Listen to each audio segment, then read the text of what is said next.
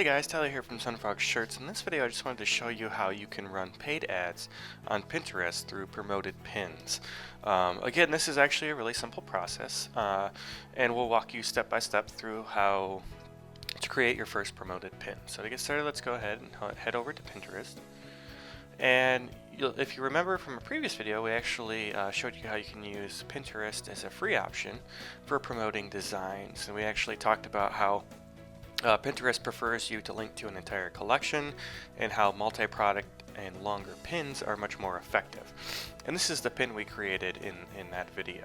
So today I'm going to show you how you can take this pin and turn it into a promoted pin. So again, if you haven't converted your Pinterest account over to a business account, you will definitely need to do this to run promoted pins. And then further, you'll actually, once your business account is set up with Pinterest, you will actually need to opt in for promoted pins as well. And to do this, you just go to business.pinterest.com, convert to a business account, and then they'll have a link to more information about promoted pins. But once you get set up with that, the process is very simple. We're just going to take this pin and turn it into a promoted pin. So to do that, we'll go to your Pinterest account to where you manage your boards, and on the settings drop down button you'll see promoted pins once you've converted to that business account. And this will bring you to the actual promotion area. Now to get started, all we have to do is hit this promote button in the top right corner. And Pinterest basically breaks down ads into two different categories. One where you pay for anybody that clicks on your pin, does the close-up or clicks through or repins. You'll pay for that. And then they also have where payment for where they actually click all the way through to your website. Now this is more expensive, though. It does ensure that you only pay for people that get all the way to your web page. I still feel like this hasn't been optimized properly yet. I still don't like this option. I only make engagement-based pins.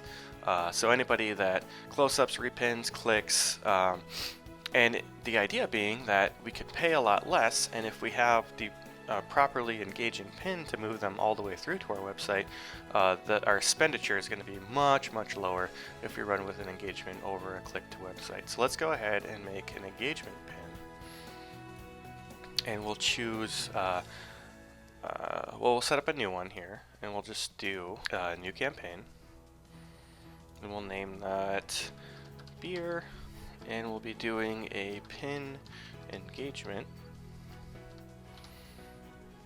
And I'm actually going to only set this for one day, and we'll do a budget of $10. Basically, I know that my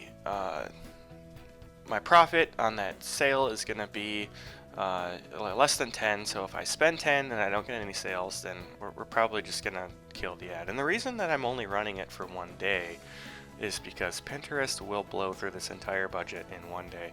Unlike Facebook, Pinterest doesn't really look to serve your ad to the proper audience, so it's more on us to do that, and they will spend this money as fast as possible. So we definitely want to limit how much they spend, as well as how many days they're allowed to spend it. I've run into it before where Pinterest will blow through my entire budget in a couple of hours, and they will do that every day, and I don't get any sales and end up wasting a bunch of money. So $10 is a reasonable amount of money to spend, and you want to make sure that they only do it for one day. And then based on whether or not we have sales, we can continue to run it, or we cannot run it again. So now that we've got the date range and budget set, let's go ahead and pick a pin. And we're going to promote this pin, and we already spent time setting up the description of the pin. If this isn't something you've done with your pin already, you'll want to make sure that you do that.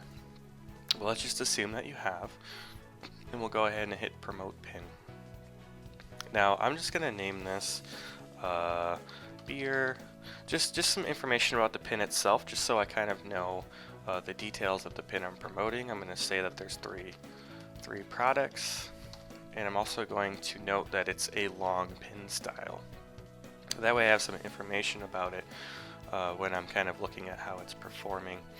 And then Pinterest also differs from Facebook in the fact that you don't necessarily bid on interests. You're not looking at the things people are interested in. You're more so bidding on keywords.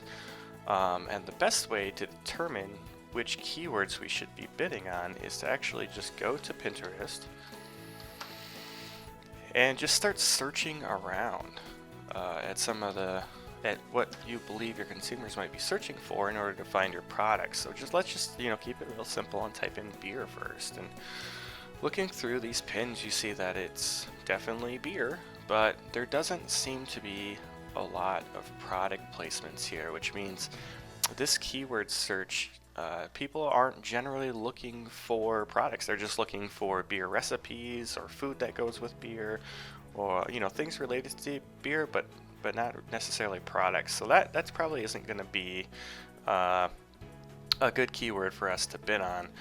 So let's take a look at beer and beer lovers, because that might be something that people are searching if they're looking for gift ideas for people that love beer. So first thing we notice is, okay, yes, there's definitely one product here. Let's take a look through.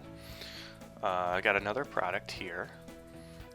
And then not only just shirts, but we see other products as well. We see project ideas for people that love beer. This wall art here, this little beer holster, and now we kind of starting to see that this is a clear picture of this is probably definitely where we want to be, because it's gift ideas for people that love beer. So our product is actually going to fit in very, very nicely here. So let's go ahead and just remember beer lovers, and we'll use that as our search term here. We'll just put that in, pop that in, and you'll see that they pop up with this as well as some other relevant stuff. But for now, we're just going to keep it real simple, and we're just going to go with beer lovers, and we'll do all locations, all languages. We'll just leave everything set to default, and then you'll see down here they'll show you what other people are bidding, and we're actually going to go ahead and bid on the higher end here.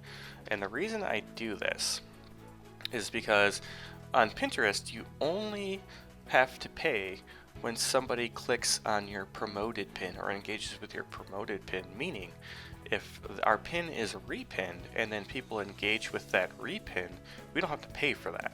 So we can bid higher on this, but we may bid 13 cents per engagement. But if it gets repinned a lot and most of the engagement happens on the repin, we could effectively end up only spending a penny or less per engagement, depending on how often and how many times it's been shared. So what we're really trying to do is get high shareability on our pin.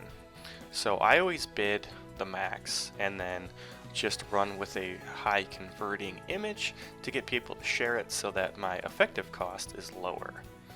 So once we've set the bid, we can just go ahead and hit promote.